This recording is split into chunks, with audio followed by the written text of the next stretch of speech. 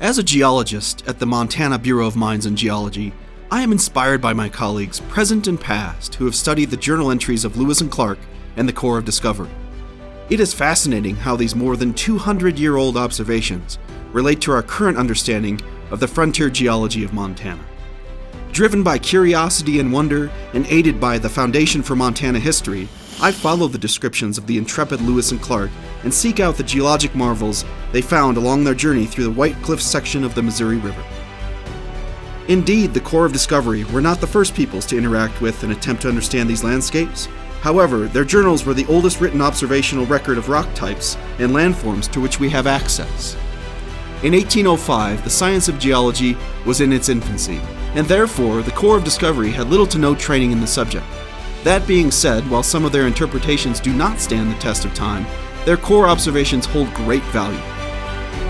On this trip, I canoe downriver and stay at Corps of Discovery camps in the White Cliffs section of the Upper Missouri River Breaks National Monument, with hopes to observe, understand, and explain the observations of Meriwether Lewis in the context of today's geologic paradigm. I welcome you on this magical journey.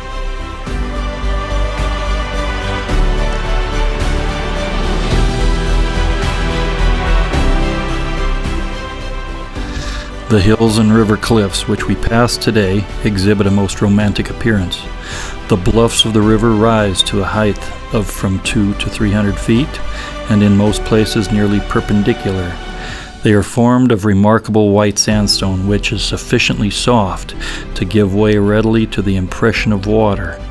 2 or 3 thin horizontal strata of white free stone, on which the rains or water make no impression, lie embedded in these cliffs, or of soft stone near the upper part of them. So we're up here at this pale white layer, and let's take a closer look at what it is.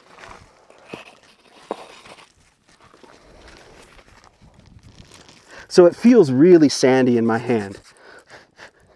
And I take a close look and I can see little sand grains, just billions and billions of little sand grains.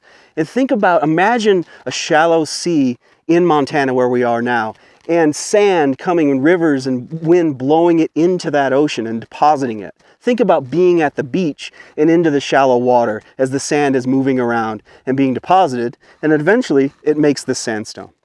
Oh man, this is incredible. All these little pockmarks in this sandstone, wind and water. I am climbing on ancient sand dunes from a sea, from an old beach. That's just incredible. All this texture, these layers, tens and tens of millions of years old, climbing to the top of this dune that was once under the sea. Oh yes, this is so cool.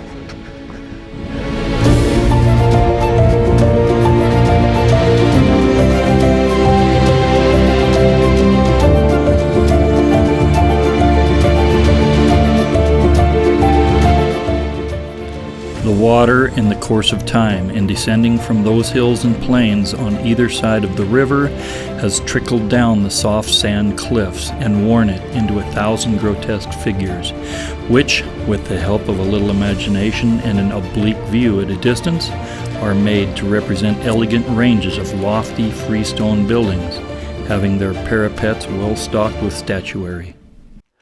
So this is a hoodoo. I love hoodoos, because they take on the shape of, sometimes they look like people, sometimes they look like gargoyles and really neat things from fantasy novels.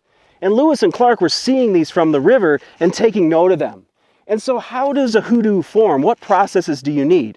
Well, you need a more resistant layer that we call a caprock, and that's more resistant to erosion. So more resistant to wind and water and freeze-thaw of ice, breaking it down at the surface. And then the caprock is able to create a pillar of less resistant to erosion rock below it, creating these fanciful shapes that we call hoodoos. The thin strata of hard freestone intermixed with the soft sandstone seems to have aided the water in forming this curious scenery.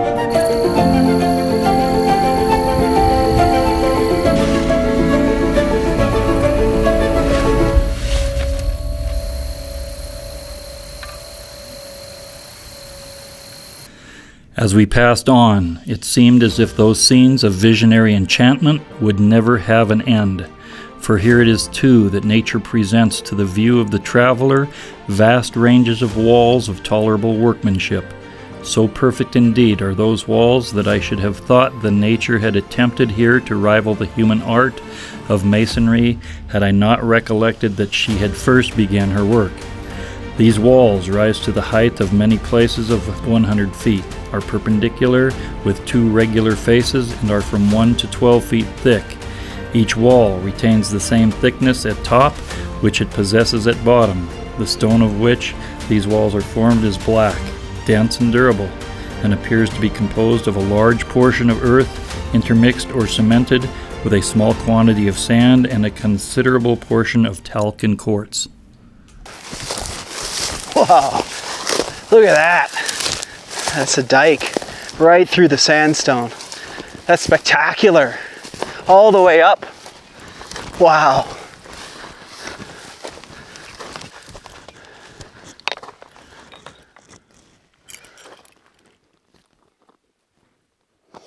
Yeah, so this is a magma that was trying to make it to the surface.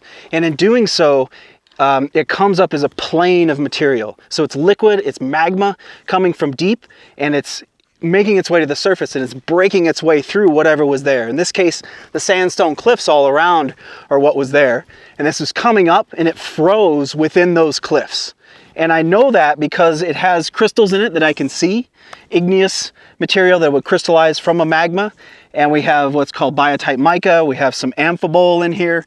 And when you have a rock with crystals throughout a finer grained, in this case gray matrix, we know that that crystallized close to the surface, but not at the surface. So this is just a beautiful textbook example of magma trying to make it to the surface and froze as a dike.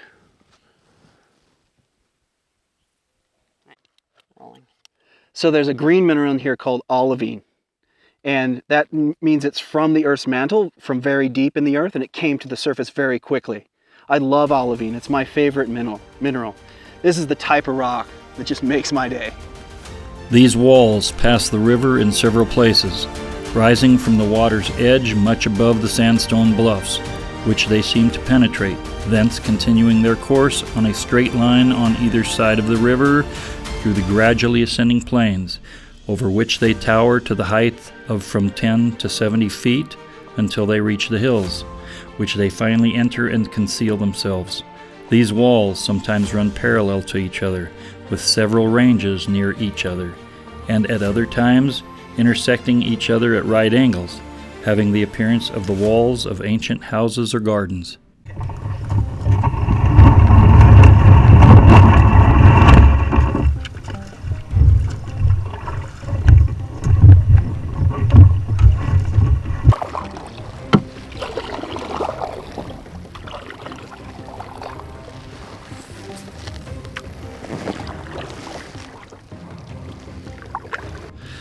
Columns of various sculpture, both grooved and plain, are also seen supporting long galleries in front of those buildings.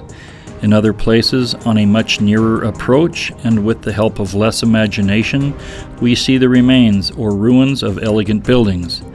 Some columns standing in almost entire with their pedestals and capitals, others retaining their pedestals but deprived by time or accident of their capitals, some lying prostrate and broken, others in the form of vast pyramids of conic structure bearing a series of other pyramids on their tops, becoming less as they ascend and finally terminating in a sharp point. This is a great spot to talk about the two different rock types that we're seeing here. The pale layer, the light-colored rock, it's flat-lying, is a sandstone, and that's billions and billions of grains of sand that were deposited in a shallow sea tens and tens of millions of years ago.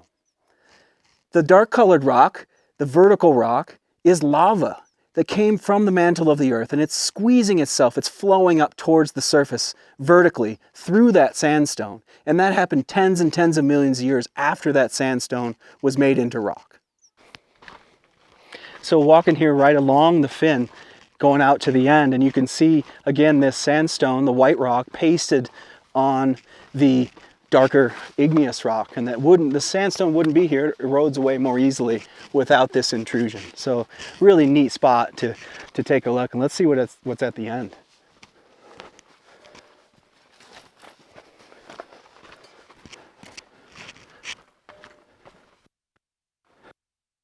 This hole in the wall formation is pretty amazing.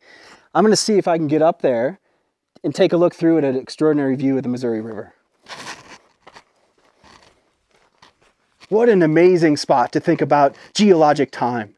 You had to lay down these sediments in an ancient sea, turn them into rock, and then that rock was there for the igneous material to intrude up through it and support it to make this fin. And then you eroded through that fin to make this hole in the rock. Incredible amount of geologic time. So this is a majestic view of the Missouri River, and we're floating down this river to see all these cool spots.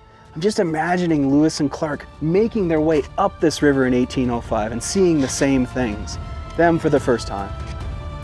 Just amazing being here on the same river of Lewis and Clark in the Corps of Discovery in 1805 and reflecting on what they wrote in their journals. And as Lewis said, scenes of visionary enchantment. And now I get it, like I didn't before.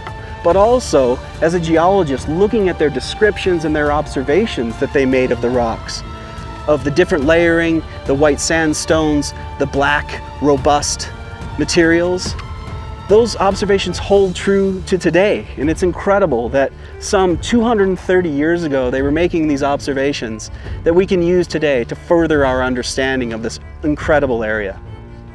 What a journey.